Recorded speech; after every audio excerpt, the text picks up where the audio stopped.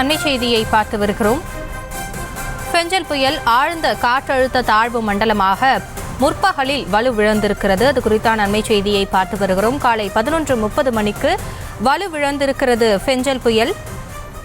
பெஞ்சல் புயல் ஆழ்ந்த காற்றழுத்த தாழ்வு மண்டலமாக முற்பகலில் வலுவிழந்திருக்கிறது. அடுத்த 12 மணி நேரத்தில்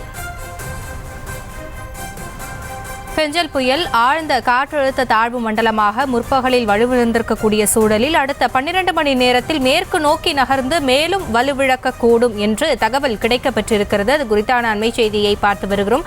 பெஞ்சல் புயல் கரையை கடந்த சூழலில் ஆங்காங்கே மழை பெய்து வருகிறது. இந்த நிலையில் பெஞ்சல் புயல் ஆழ்ந்த காற்றழுத்த தாழ்வு மண்டலமாக முற்பகலில் வலுவிழந்திருக்கிறது. அடுத்த 12 மணி நேரத்தில் மேற்கு நோக்கி நகர்ந்து மேலும் வலுவிழக்கக்கூடும் என்று தெரிவிக்கப்பட்டிருக்கிறது. அப்படி மேலும் வலுவிழக்கக்கூடிய சூழலில் காற்றழுத்த தாழ்வு மண்டலமாக அது மாறும். அடுத்த 12 மணி நேரத்தில் மேற்கு நோக்கி நகர்ந்து மேலும் வலுவிழக்கும் என்று தெரிவிக்கப்பட்டிருக்கிறது. அது குறித்தான அண்மை செய்தியை பார்த்து வருகிறோம். விவரங்களோடு இணைகிறார் செய்தியாளர் லதா.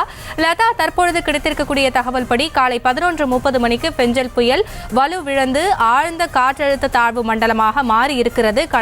தற்போதைய நிலவரம் என்ன?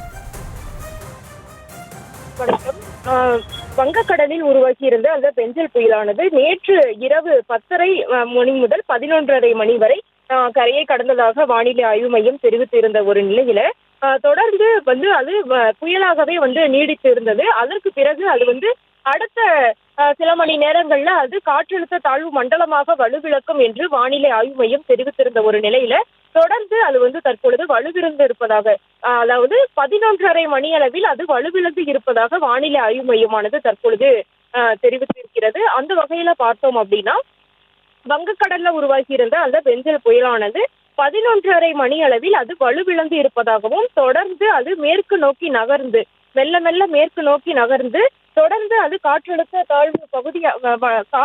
தாழ்வு மண்டலமாக வலுவிழக்கும் என்றும் அடுத்த 12 மணி நேரத்தில் வலுவிழக்கும் என்றும் வானிலை ஆய்வு மையமானது தெரிவித்திருக்கிறது.